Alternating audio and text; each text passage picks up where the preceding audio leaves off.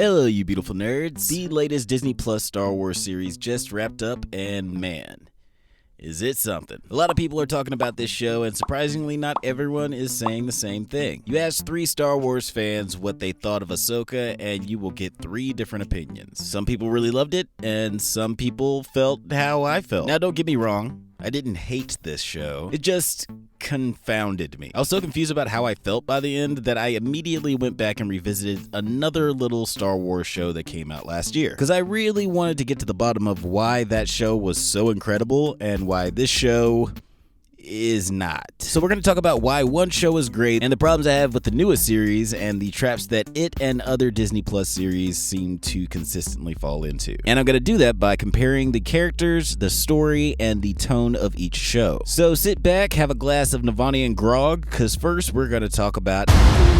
But first, a prelude. In the year of our Lord 2016, a little Star Wars story came out by the name of...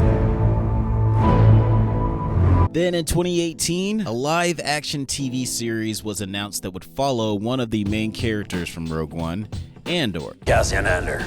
Who there called my name? And let me tell you something. This show fucks. So I didn't realize until I started working on this script that I'd never made a video review of Andor. We talked about it on the podcast, but I didn't really get to break down how I felt about this show as a whole. So now...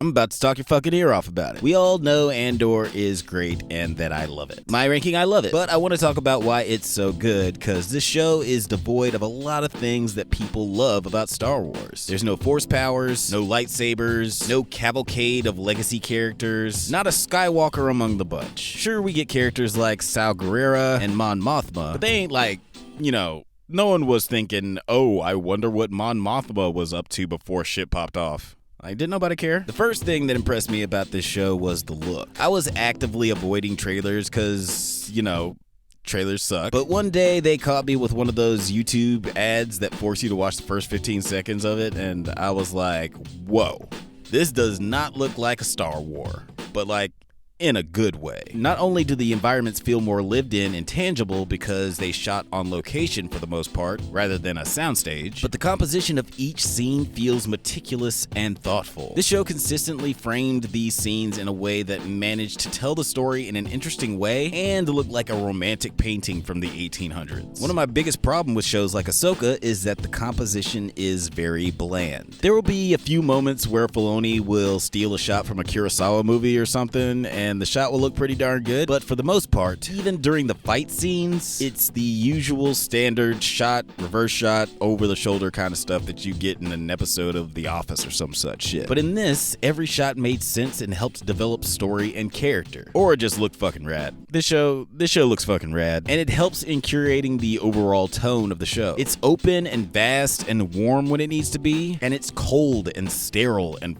fucking scary when it needs to be. It just feels, lack of a better word, real. Even when characters are drinking weird space worm champagne, or talking about marital cultures that we've never heard of, or eating cereal that doesn't exist, it all serves to illustrate an air of verisimilitude, and it's present in every single shot. But let's talk about the characters for a little bit. This was a stellar cast paired up with some great characters. Bix, Vel, Luthen, but I really want to talk about, in my opinion, the 3 most important characters. And we'll start with... Genevieve O'Reilly plays Mon Mothma, and she is spectacular. First of all, it is crazy that this character that was in one scene in the original trilogy and this actress who played her in one deleted scene from the prequels was brought back in such a pivotal role. And luckily for Disney, she's a great actress and she's barely aged a day. A crush on Mon Mothma? Now, what would make you think that I would have a crush on? You good looking. In all seriousness, I thought that her character was an interesting aspect of this story. What The Last Jedi touched on nowhere near as well is that the idea that these blasters and battleships all cost money. And if you're living in a police state or policed galaxy? Or it's an empire. They're living in an empire. How do you manage to raise money for the other side without getting executed? Mon Mothma is a cool person to answer that question with because she's kind of a blank slate. Again, No one knows shit about Mon. She's just a lady who we assumed was the boss and is dressed real nice, and she's real pretty, and she probably smell good, I don't know. And because we know nothing about her, the writers have carte blanche to develop Mon as a clever, resourceful, determined, and kind of funny character. This part of the series focuses on the political aspect of the Star Wars universe, but it's more House of Cards in the West Wing, if you know what I mean. It's well-dressed rich people making backroom deals with sinister, awful people, who are also rich and well-dressed. I love that a Star Wars show was willing to go to this place, and Mon was the perfect character from the original trilogy to give this kind of story to. The Empire is scary again. Deidre, played by Denise Goh, is a lieutenant in the Imperial Security Bureau, which is like the FBI for the Empire. Every single one of her scenes is pretty wonderful. The way she ascends the ranks at ISB by mentally kicking every ass in the Bureau is pretty awesome. This character was so cold and determined and cruel. She was like a humanization of the Empire itself and everything it represents. The very worst thing you can do right now is bore me. You get why these people have to be stopped, but also how terrifying the idea of going against such a massive force is. Which brings us to the most important character in Andor, Cyril Karn. Nah, I'm just joking. Fuck that guy. Let's talk about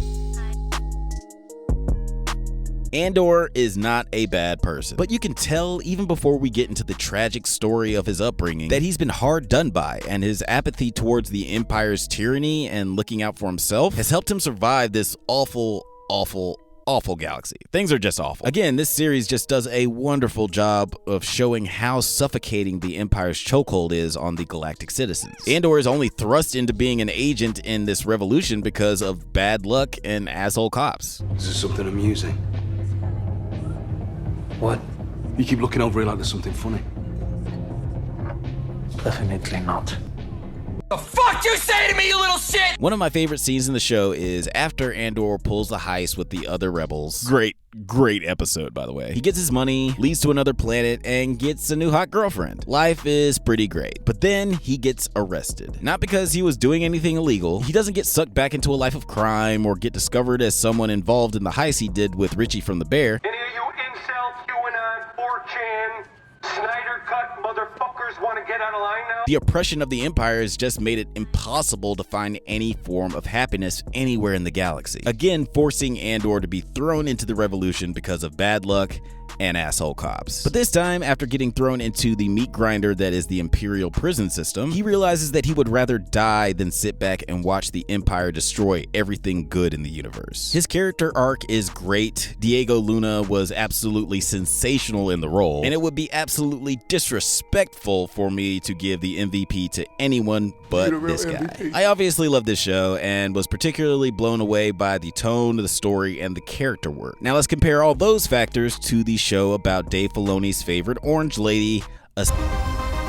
But first, another prelude. In the year of our Lord 2005, it was announced that an animated series was being developed called that would be a continuation of the 2003 pilot series developed by Genndy Tartakovsky for Cartoon Network called. They described the look of the new series as a melding of Asian anime with unique 3D animation styling. And then when the show came out, it looked like this. You're ugly. Now, I loved the Tartakovsky series, and I get that this show was supposed to be like a 3D animated adaptation of that style, but I have never liked the style of the 3D Clone Wars, visually or tonally, especially nowadays when we have shows like Star Wars Visions or Arcane, which totally nails the style that Clone Wars was trying to do. It's baffling that we still have shows like The Bad Batch that look fucking gross. Filoni has mentioned several times how much of a fan he is of Kurosawa, and that is evident in some of his stories and imagery explored in Clone Wars, but Tartakovsky's series was much better at nailing the visuals and most importantly the simmering intensity of a samurai story. I mean, small wonder, this is a guy who did Samurai Jack. But what that first Clone Wars series and Primal and even this episode of Dexter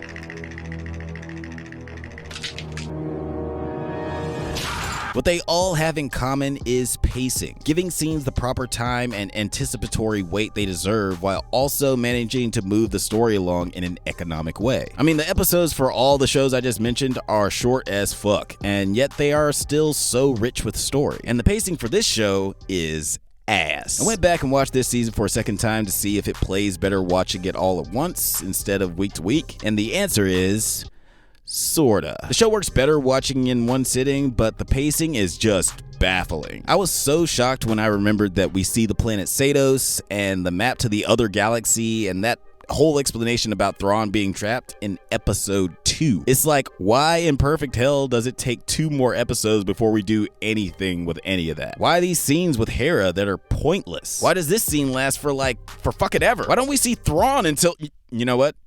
I'll get to that shit later. It was a struggle to get through this series, but not because the show was so unwatchable. It's just because it is littered with scenes that just do not matter. One thing I will say is that from the beginning, Filoni has made it his mission to make the prequels cool again. The prequels have become an easy punching bag for fans, but Filoni always attested that there are some wonderfully rich stories in the prequels that are ripe for exploration. And he's right. From the moment in A New Hope when Obi-Wan says, "That's what your uncle told you.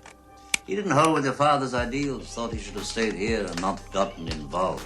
You fought in the Clone Wars? I was like, wait, what? A clone war? What the fuck does that look like? I want to see. And as much as I rag on Clone Wars and Rebels, mostly Rebels, there is some really great stuff in those series, particularly the arc of a new Jedi character, Ahsoka Tano. Not to spoil the entire show, but she has a really interesting storyline that by the end gives her the potential to be different from any other Jedi we've seen, simply because she isn't bound to the rules of the Jedi Order. She's not a dark Jedi or anything, but she learned very young how hypocritical the Jedi Order can be, and she just ain't got time for that bullshit no more. And that makes her one of the more interesting Jedi in all of Star Wars for about 10 episodes in the cartoon. And unfortunately, none of that cool character stuff made it to her show. So like Andor, we're going to talk in depth about the 3 most important characters of the show. I mean, there are a lot of characters in the show because it's basically a sequel to Rebels and Clone Wars and Mandalorian, so a lot of callbacks. Though I would argue that these are the most important characters of the season, or at least they're supposed to be.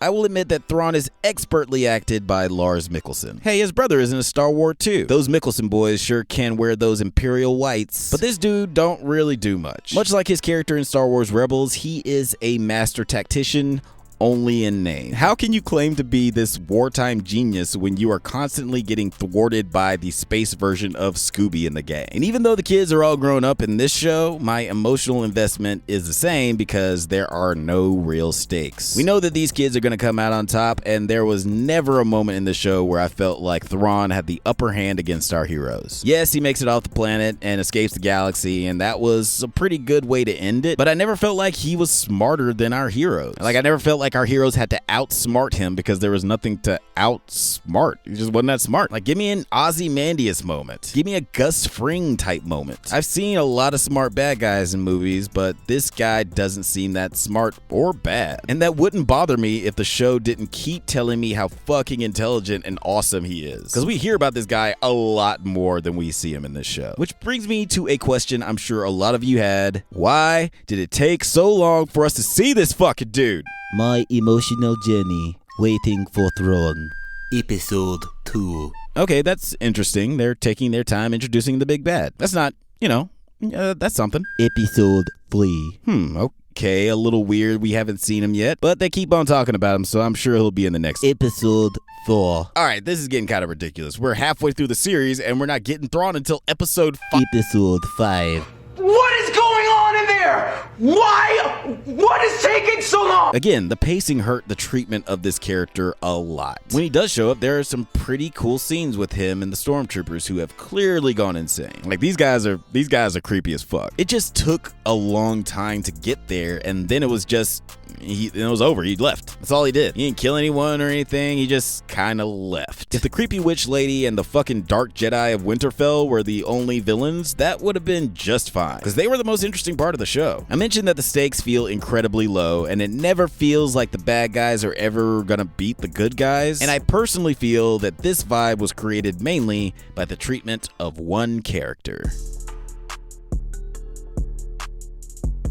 Sabine sucks. I have never liked Sabine. I haven't watched a whole lot of Rebels episodes, but 2 things that consistently kept me from liking the show were Ezra Miller and Sabine Wren. And also Zeb. Zeb kinda sucks. I would say exactly what I don't like about them, but I'll just play this clip because Cosmonaut Variety Hour kinda summed it up perfectly. Sabine is a walking Hot Topic ad. She feels like the forced, strong female character, but not in the way that she's well written or understandable. She's like the Angelina Jolie action hero. She has cool stuff that she can do, but there's really nothing underneath it. I feel like Sabine is marketed towards young girls so they can have a cool action girl, but I feel like Hera gets shafted when she's the better role model and a way better character. She couldn't be more Mary Sue unless she was also force sensitive, which at this point wouldn't even really surprise me.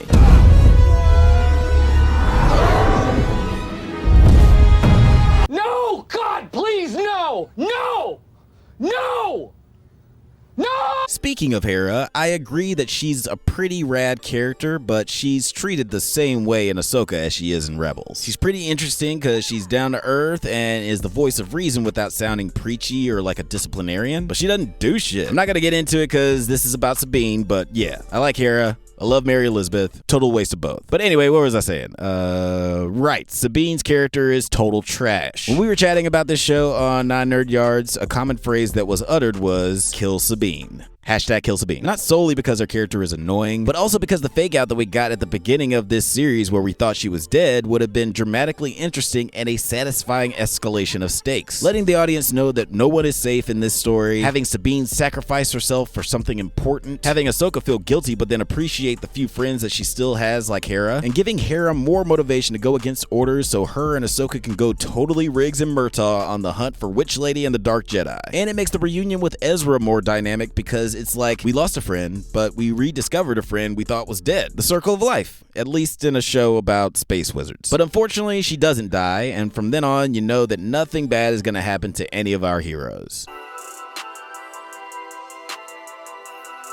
Rosario Dawson is one of my favorite actors ever. She's in my favorite comic book movie ever. She's in my favorite Tarantino movie ever. She's in the best rock movie ever. She's just the best ever. She's rad. And she brings a natural energy to every performance.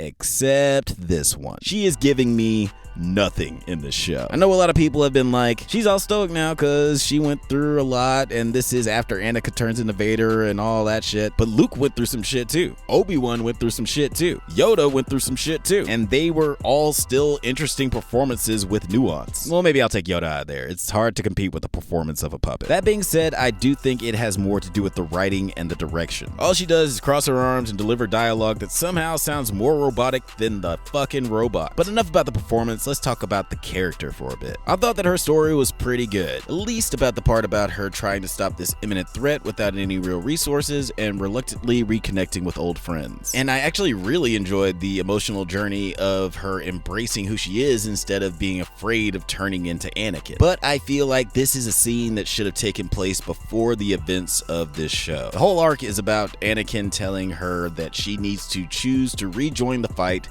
rather than be apathetic to the Empire's rising power. Fight or die. But she's already chosen to fight. She's not isolated on a planet somewhere cut off from the Force. She's not hiding from anyone. She's actively trying to find Thrawn. This vision should have taken place right before her premiere on The Mandalorian, and that would have the added reasoning behind her suddenly going after this witch lady and Thrawn after all these years. Again, I liked a lot of this stuff, but it felt like it was misplaced. Mostly because I still don't know how the hell she got there. Do you know how she got there? Because I don't think how did she die? Is this what death is? Is this the place between space and time? Is this where all the Force ghosts just hang out? Was there a portal over the ledge? You can't just do a thing and not explain it all, David. I struggled with choosing an MVP for this show. I like the actor who played Sabine, but her character was terrible. I like Mary Elizabeth Winstead, but she didn't do anything. I love Rosario, but we already talked about that. Hayden Christensen delivered his best performance as Vader in genuinely great scenes, but it's a little more than a cameo. He'll probably get a best guest star nomination at the Drunkies, but that's it. The villains were the best part of this show to me. No, not not that guy, fuck that guy. These guys. I love the exploration of the Force outside of lightsabers and Force pushing. As we all know, the Force is not just about moving rocks. It's not about lifting rocks. I enjoyed how cool and weird Force witchcraft was portrayed. And Ray Stevenson was incredible. And his delivery made exposition sound like the most profound shit ever spoken. But his character is kind of fucking dumb. Cause he's like, I got this plan to get us a whole bunch of power. And then he's like, actually, I'm gonna go do something else. I have other plans, secret plans. I have plans so secret we can't even show them here on this show, but it's definitely here. Here in this place I didn't even believe existed until a couple of episodes ago, but now I will pretend it's been my goal to get here the whole time. After process of elimination, I have to give my coveted most valuable player award to Shin Hati. I actually think this actress nailed the performance of this character. She is always just boiling with anticipation like a wild dog on a leash. Even when she's not the focus of the scene, the actor is still making some interesting faces. Like, you really see her reacting to everything. And you can tell how much she admires Balon and respects his counsel. And come on, the lady might have the best crazy eyes in the biz. Dude,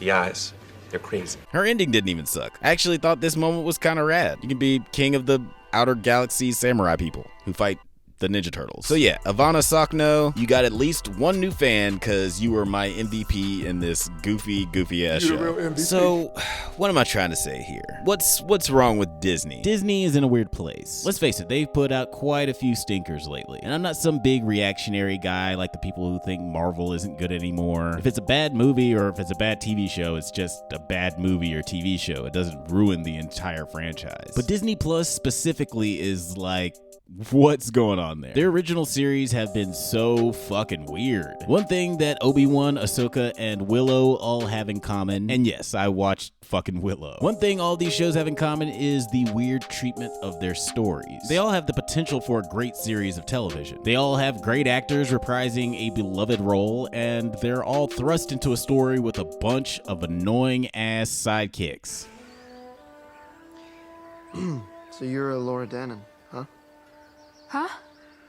I said you're Laura Dannon. What the fuck is this nigga doing here? Obi-Wan would have been better without Leia. Willow would have been better without a bunch of these people. And Ahsoka would have been better without Thrawn and if they killed Sabine. Hashtag kill Sabine. I would have loved if we never even knew Thrawn was in the show and then he just appears at the end in a post-credit scene or something after Ahsoka, Ezra, and Hera defeat Balon, Shin, and Morgan. And you're probably thinking, Jedi Master Grayson, that would make it a completely different show. I know, that's the point. I don't like this show. Okay, calm down, Grayson. It's just think about the Ninja Turtle guys. Remember the little turtle guys?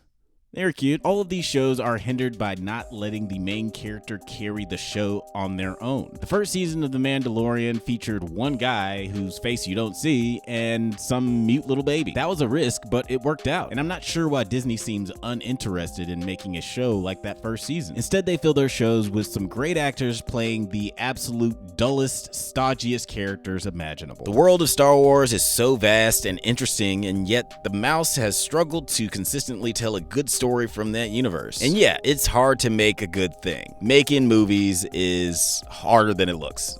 Like, let's be honest. But I feel that one of the factors that made the first Star Wars trilogy connect with audiences so much was the creative collaboration. The movie that most fans cite as the best Star Wars film is Empire Strikes Back. And though George Lucas is the father of all things Star Wars, he didn't direct that movie. This guy did. And he didn't write the screenplay. These people did. Even on the set of A New Hope, it wasn't uncommon for scenes to be rewritten because actors would complain that the dialogue was no good. The dialogue was a little bit difficult. I remember there was one line that I just begged him to take out. And I thought, who talks like this, George? Though Dave Filoni has kind of been seen as the guy to carry the proverbial baton for this franchise, maybe he needs to take a page out of Daddy Lucas's book and push away from the table a little bit and let someone else play with these toys. It was just too hard to set up a company, get the money, get the film made, and also be down there on the set every day trying to direct it. Tony Gilroy doesn't even fucking like Star Wars for real, but he made some of the best Star Wars we've ever seen. I would have been stoked if they announced that Filoni co-wrote a script with Lee Winnell that Brad Bird was gonna direct or some such shit, because those are new voices with new things to say, like how David was once upon a time a new voice with new things to say. But after watching Ahsoka and the episodes of Mando that he's directed, I'm just not excited about a Star Wars movie with this guy at the helm, because we don't need more shows and movies like Ahsoka Ahsoka. We need more shows and movies like Andor. Disney Star Wars has tried to play off nostalgia or recreate old Star Wars, but in my opinion, the whole system is in desperate need of change. Andor taught us that you can create something that borrows from the past, but still feels wholly original. But what it also showed us is that things are destined to change. I think the relevance of my work has been supplanted. Systems either change or die. So. All right, that's it for this video. That was a long one. Sorry guys, I have a lot of thoughts. But what are your thoughts? We got different thoughts. Your thoughts ain't my thoughts. Did you like Ahsoka more than me? Did you hate Andor? Do you think my voice is kind of dumb? Let me know in the comments. And if you like this video, don't forget to subscribe to the Drunk Banthas channel, the 9 Nerd Yards channel, and our new collaborative channel, The Nerds at Night. It's all part of the nerdy, the group of the nerdy narcotics nerds network of nerds. There's no name, but you should check it out anyway. But anyway, stay safe, my little purgles. Stay on program, and may the force be with you.